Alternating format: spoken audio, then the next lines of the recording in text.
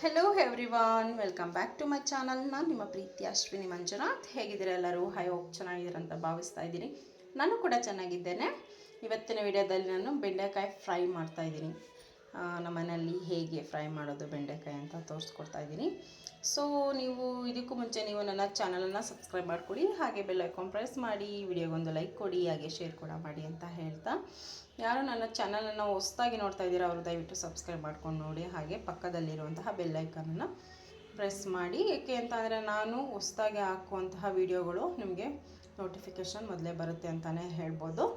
ಇವಾಗ video start ಮಾಡ್ತಾಯಿದ್ದೀನಿ friends. ನಾನಿಲ್ಲಿ ಒಂದು ಅರ್ಧ ಕೆ ಜಿಯಷ್ಟು ಬೆಂಡೆಕಾಯಿನ ನೀಟಾಗಿ ನೀರಲ್ಲಿ ವಾಶ್ ಮಾಡಿ, ಹಾಗೆ ಒಂದು ಕಾಟನ್ ಬಟ್ಟೆಯಲ್ಲಿ ತೊಗೊಂಡು ನೀಟಾಗಿ ಅದನ್ನು ಒರೆಸ್ಕೊಬೇಕಾಗತ್ತೆ. ಯಾಕೆಂದರೆ ಸ್ವಲ್ಪ ಹೂಬ್ಲು ಥರ ಇರುತ್ತೆ, ಅದಕ್ಕೋಸ್ಕರ. ಇವಾಗ ಇದನ್ನು ನಾನು ಹುರ್ಕೊಳ್ತಾ ಇದ್ದೀನಿ. ಏನಪ್ಪ ಅಂತ ಅಂದರೆ ಈ ಲೋಳೆ ಅನ್ನೋದೇನಿದೆ ಅದು ಕಂಪ್ಲೀಟಾಗಿ ಅಂದರೆ ಕಡಿಮೆ ಆಗಿ ಇದು ಉದುದ್ರಾಗಿ ಬರುತ್ತೆ. ಚೆನ್ನಾಗಿ ಹುರ್ಕೊಬೇಕಾಗುತ್ತೆ.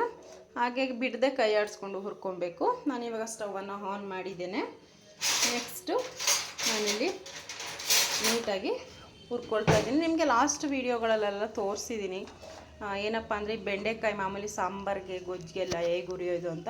ಸೇಮ್ ಮೆಥಡಲ್ಲೇ ಹುರಿತೀನಿ. ಅಂದರೆ ಇವಾಗ ಸ್ವಲ್ಪ ಕಡಿಮೆ ಆದ ತಕ್ಷಣ ಸ್ವಲ್ಪ ಉಪ್ಪನ್ನು ಹಾಕಿ ನಾನು ಮತ್ತೆ ಫ್ರೈ ಮಾಡ್ತೀನಿ. ಉಪ್ಪು ಹಾಕೋದ್ರಿಂದ ಬೇಗ ಲೋಳೆ ಬಿಡುತ್ತೆ, ಹಾಗೆ ಕಡಿಮೆ ಕೂಡ ಆಗುತ್ತೆ ಅಂತಲೇ ಹೇಳ್ಬೋದು.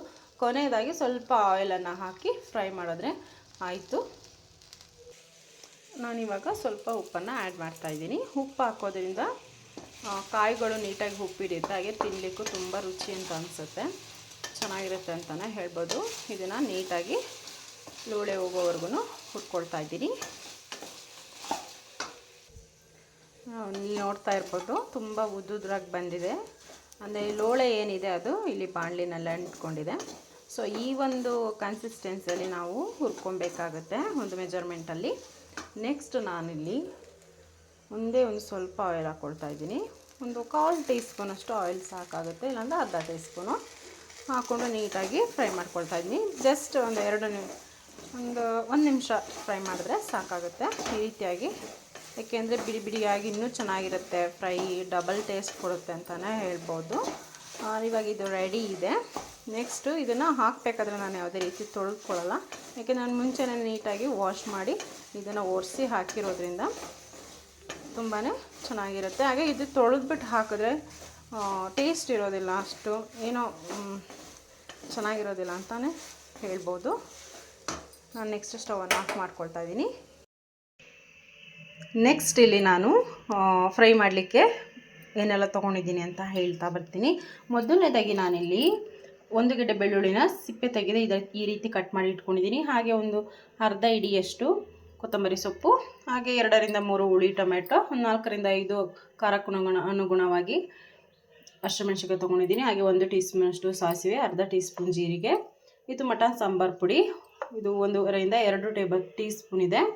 ನೆಕ್ಸ್ಟ್ ಇಲ್ಲಿ 1 ಟೀ ಸ್ಪೂನಷ್ಟು ಗರಂ ಮಸಾಲ, ಒಂದು 5 ರಿಂದ 6 ಗರಿಯಷ್ಟು ಕರಿಬೇವು ತೊಗೊಂಡಿದ್ದೀನಿ. ನಾನು ಆ್ಯಕ್ಚುಲಿ ಕರಿಬೇವು ಸೊಪ್ಪನ್ನ ಜಾಸ್ತಿ ಯೂಸ್ ಮಾಡೋದ್ರಿಂದ ನಾನು ಅಷ್ಟು ಹಾಕ್ಕೊಳ್ತೀನಿ. ನೀವು ಯೂಸ್ ಮಾಡಲ್ಲ ಅಂದರೆ ಸ್ವಲ್ಪನೇ ಹಾಕ್ಕೊಳ್ಳಿ.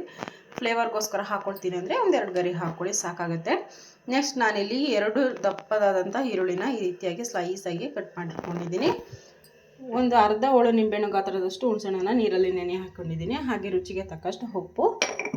ನೆಕ್ಸ್ಟ್ ನಾನಿಲ್ಲಿ ಒಗ್ಗರಣೆಗೆ ಕುಕ್ಕರನ್ನು ಇಟ್ಕೊಂಡಿದ್ದೀನಿ. ಅಗಲವಾದ ಪಾತ್ರೆಯನ್ನು ಇಟ್ಕೊಳ್ಳಿ. ಒಂದು 50 ml ಆಯಿಲನ್ನು ಹಾಕ್ಕೊಳ್ತಾ ಇದ್ದೀನಿ. ಇಲ್ಲಿ ಇಷ್ಟು ಸಾಕಾಗುತ್ತೆ.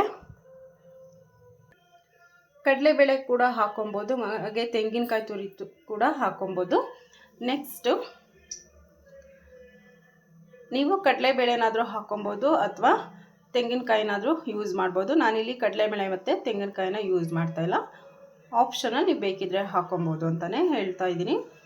ನೆಕ್ಸ್ಟು ಆಯಿಲ್ ಬಿಸಿ ಇದೆ, ಸಾಸಿವೆ ಹಾಕ್ಕೊಳ್ತಾ ಇದ್ದೀನಿ. ಸಾಸಿವೆ ಸಿಡಿತಾ ಇದೆ, ಜೀರಿಗೆ ಹಾಕ್ಕೊಳ್ತಾ ಇದ್ದೀನಿ. ನೆಕ್ಸ್ಟ್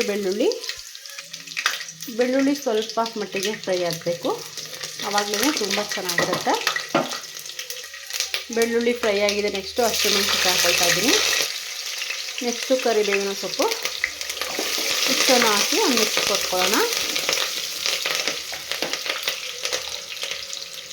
ಈರುಳ್ಳಿ ಹಾಕ್ಕೊಳ್ತಾ ಇದ್ದೀನಿ. ಎಲ್ಲವನ್ನು ಹಾಕ್ಕೊಂಡಿದ್ದೀನಿ ಈರುಳ್ಳಿನ. ಇಲ್ಲಿ ಈರುಳ್ಳಿ ಸಾಫ್ಟ್ ಆಗೋವರೆಗೂ ನಾವು ಆಯಿಲಲ್ಲಿ ಫ್ರೈ ಮಾಡ್ಕೊಬೇಕಾಗತ್ತೆ.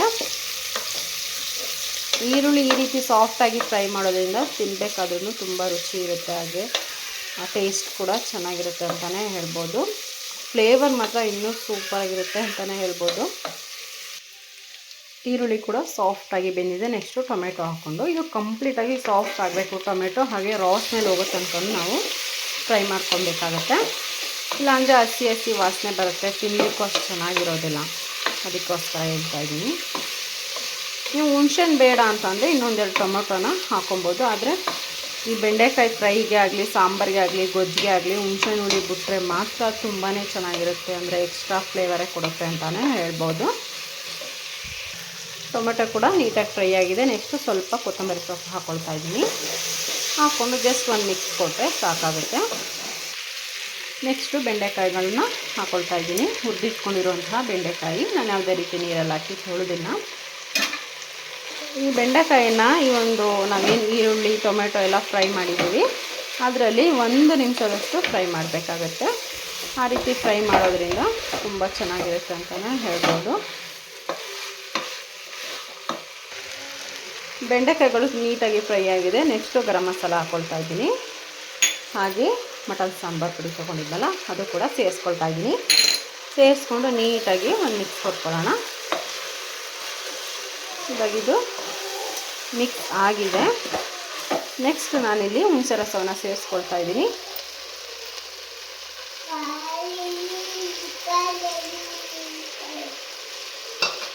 ಹುಣಸೆ ರಸ ಹಸಿ ವಾಸನೆ ಹೋಗೋ ತನಕ ನೀಟಾಗಿ ಫ್ರೈ ಮಾಡ್ಕೊಬೇಕು.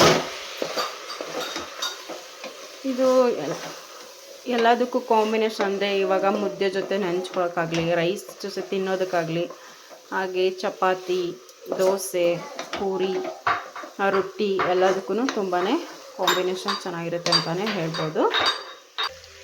ಇವಾಗ ಹುಣಸೆ ರಸ ಕೂಡ ಹಾಕಿದ್ನಲ್ಲ, ತುಂಬ ಚೆನ್ನಾಗಿ ಅದು ಬೆಂದಿದೆ. ಯಾವುದೇ ರೀತಿ ರಾ ಸ್ಮೆಲ್ ಹೊಡಿತಾ ಇಲ್ಲ, ತುಂಬ ಘಮ ಘಮ ಅಂತ ಇದೆ ಫ್ರೆಂಡ್ಸ್. ನೆಕ್ಸ್ಟ್ ನಾನಿಲ್ಲಿ ಒಂದು ಅರ್ಧ ಗ್ಲಾಸಷ್ಟು ನೀರನ್ನು ಹಾಕ್ಕೊಳ್ತಾ ಇದ್ದೀನಿ. ನೋಡ್ತಾ ಇರ್ಬೋದು, ಇಷ್ಟು ಸಾಕಾಗುತ್ತೆ. ನೀರು ಹಾಕೋದ್ರಿಂದ ಸ್ವಲ್ಪ ಮಸಾಲೆ ಎಲ್ಲ ನೀಟಾಗಿ ಬಿಟ್ಕೊಂಡು ಬೇಯುತ್ತೆ ಅಂತಲೇ ಹೇಳ್ಬೋದು. ನೆಕ್ಸ್ಟ್ ಈಗ ರುಚಿಗೆ ತಕ್ಕಷ್ಟು ಉಪ್ಪನ್ನು ಹಾಕ್ಕೊಳ್ತಾ ಇದ್ದೀನಿ. ಮುಂಚೆ ನಾನು ಬೆಂಡೆಕಾಯಿ ಉರಿಬೇಕಾದ್ರೆ ಉಪ್ಪನ್ನು ಹಾಕ್ಕೊಂಡಿದ್ದೆ, ಇವಾಗ ನೋಡ್ಕೊಂಡು ಉಪ್ಪನ್ನು ಹಾಕ್ಕೊಳ್ತಾ ಇದ್ದೀನಿ. ನಾನಿಲ್ಲಿ ಪುಡಿ ಉಪ್ಪು ಬಳಸ್ತಾ ಇದ್ದೀನಿ, ಇಷ್ಟು ಸಾಕು. ನಾನಿಲ್ಲಿ ಉಪ್ಪನ್ನು ಹಾಕ್ಕೊಂಡಿದ್ದೀನಿ. ಹಾಗೆ ಲಿಡ್ಡನ್ನು ಕ್ಲೋಸ್ ಮಾಡಿ ಒಂದು 2 ನಿಮಿಷ ಬೇಯಿಸ್ಕೊಳ್ಳೋಣ. ಇವಾಗಿದು 2 ನಿಮಿಷಗಳ ಕಾಲ ಫ್ರೈ ಆಗಿದೆ. ನೆಕ್ಸ್ಟ್ ಸ್ಟವನ್ನು ಆಫ್ ಮಾಡ್ಕೊಳ್ತಾ ಇದ್ದೀನಿ. ಹಾಗೆ ಇರೋ ಕಾವಲ್ಲೇ ಅಡ್ಜಸ್ಟ್ ಆಗಿಬಿಡುತ್ತೆ, ಅದಕ್ಕೋಸ್ಕರ ಕೊನೆಯದಾಗಿ ಕೊತ್ತಂಬರಿ ಸೊಪ್ಪನ್ನು ಆ್ಯಡ್ ಮಾಡ್ತಾಯಿದ್ದೀನಿ.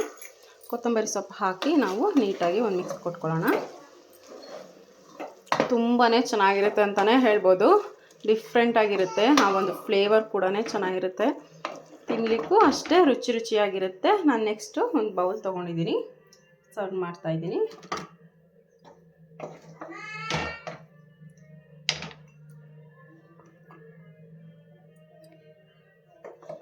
ಈ ವಿಡಿಯೋ ಇಷ್ಟ ಆಗಿದೆ ಅಂತ ಭಾವಿಸ್ತೇನೆ ಫ್ರೆಂಡ್ಸ್. ಇದೇ ರೀತಿ ವಿಡಿಯೋಗಳನ್ನ ನೋಡ್ತಾಯಿರಿ, ಹಾಗೆ ನನಗೆ ಹೀಗೆ ಸಪೋರ್ಟ್ ಮಾಡ್ತಾಯಿರಿ ಅಂತ ಹೇಳ್ತಾ ನೆಕ್ಸ್ಟ್ ವಿಡಿಯೋದಲ್ಲಿ ಸಿಗ್ತೀನಿ ಫ್ರೆಂಡ್ಸ್. ಟೇಕ್ ಕೇರ್, ಬಾಯ್ ಬಾಯ್.